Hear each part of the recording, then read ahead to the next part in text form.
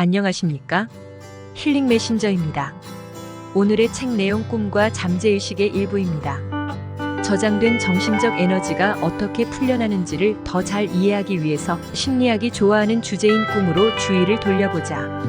꿈이란 무엇인가? 전통 프로이트 학파의 꿈에 대한 개념은 외부에서 일어나는 어떤 사건들은 마음에 미완의 인상을 남긴다는 것이다. 한 소년이 자전거를 갖고 싶어 하지만 가지지 못한다. 그는 잠에 들어 꿈속에서 자전거를 갖는다. 원래의 사건은 이루어지지 않았으므로 소년은 그것을 마음속에서 제쳐놓았다. 그것을 억누른 것이다. 그가 잠에 들어서 자신의 생각을 제어하지 못하게 되었을 때, 마음은 깨어있을 때 마음대로 표현하지 못했던 것을 풀어놓을 수 있게 된 것이다. 우리는 모두가 이런 식의 꿈을 꽤 자주 경험한다. 깨어있는 세계에서 에너지가 충전된 사건은 꿈속 세계에서 실현될 방법을 찾아낸다. 그것은 당신이 의도적으로 하는 일이 아니다. 쌓여있는 에너지 패턴을 풀어놓으려고 애쓰는 마음이 그것을 한다. 꿈에는 온갖 종류가 다 있다. 프로이트는 우리가 논한 종류의 꿈을 기본적인 소원 성취 꿈이라 불렀다. 그것은 깨어있는 마음속에서 형성된 삼스카라가 에너지를 풀어내는 것이다. 잠자는 동안에 보는 그런 생각들을 지어냄으로써 말이다. 꿈을 성취하는 이런 생각은 깨어있는 마음에서 일어나는 자동적인 생각과 그리 다르지 않다. 물론 상상력의 측면에서는 이쪽이 훨씬 더 생생하다. 잠 속에서는 마음이 생각을 지어내는 일에만 오롯이 집중할 수 있기 때문이다.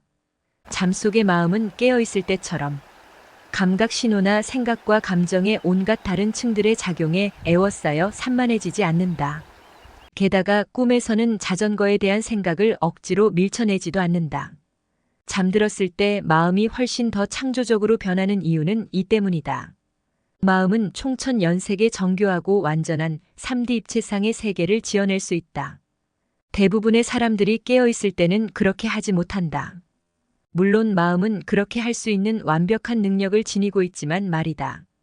불편한 경험을 억누르기를 그만둘 때 당신이 깨닫는 한 가지는 잠재의식적인 마음은 사실상 존재하지 않는다는 사실이다. 의식적인 마음과 잠재의식적인 마음은 실은 하나의 마음이다. 그것을 다르게 보는 유일한 이유는 우리가 인위적으로 그런 구분을 만들어냈기 때문이다. 이것을 이해하기 위해 한 방에 가득한 사람들을 둘러보면서 속으로 이렇게 말한다고 상상해보라. 이 방 오른편에 있는 사람들은 내가 좋아해. 이 사람들은 편안해. 하지만 왼편에 있는 사람들은 불편해.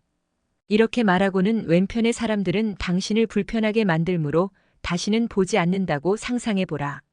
방금 당신이 한 일은 방을 편안한 부분과 관계하고 싶지 않은 부분으로 나눈 것이다. 왼편의 사람들은 존재하지만 당신에게는 더 이상 존재하지 않는다. 이것이 바로 잠재의식적 마음을 만들어내기 위해 당신이 한 일이다. 당신이 보고 싶어 하지 않는 부분이 바로 잠재의식이라 불리는 것이다. 잠재의식 속에 묻힌 생각들은 우리가 깨어있는 상태에서도 꿈꾸는 상태에서도 제 역할을 수행한다.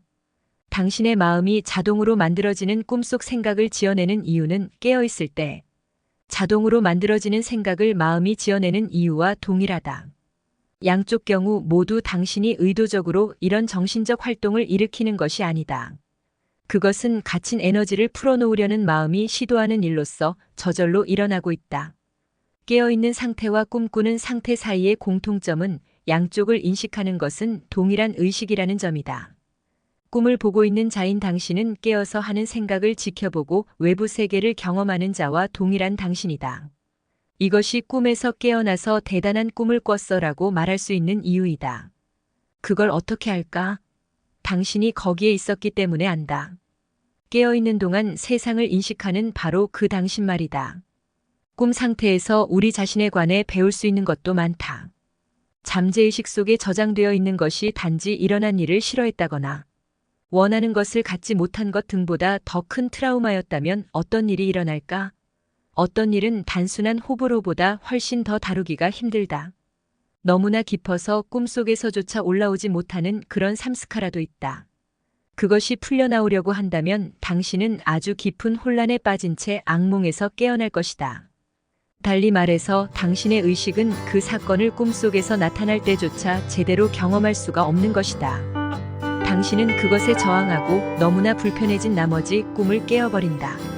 그러니 이 에너지가 어떻게 풀려나겠는가? 마음속에 저장된 덜 경험된 에너지는 이 수준에서든 저 수준에서든 늘 풀려나려고 애쓴다. 그 에너지의 풀려남이 당신을 꿈에서 깨울 것 같으면 당신의 마음은 표현하고 싶은 것을 저 혼자서 상징화해낸다. 동생을 죽인 자동차 사고를 꿈으로 꾸는 대신 당신은 머리 위를 날고 있는 새들에게 독수리가 덮쳐와서 그중 한 마리를 물고 가는 광경을 꿈꾼다. 그런 광경은 얼마든지 지켜볼 수 있지만 사랑하는 사람이 죽는 자동차 사고를 지켜보고 싶지는 않은 것이다. 이것은 모두가 매우 현실적인 것이다. 당신의 마음은 당신에게 좋은 일을 해주고 있는 것이다. 건강하게 남아있으면서 갇혀있는 에너지를 최소한 일부라도 풀어내기 위해 당신의 비상한 마음이 그렇게 한 것이다. 그것이 꿈이 상징으로 나타나는 이유다. 몸이 자신을 치유하기 위해 늘 애쓰는 것과 마찬가지로 마음 또한 그 안에 갇혀있는 이런 불순물들을 풀어내려고 늘 애쓰고 있다.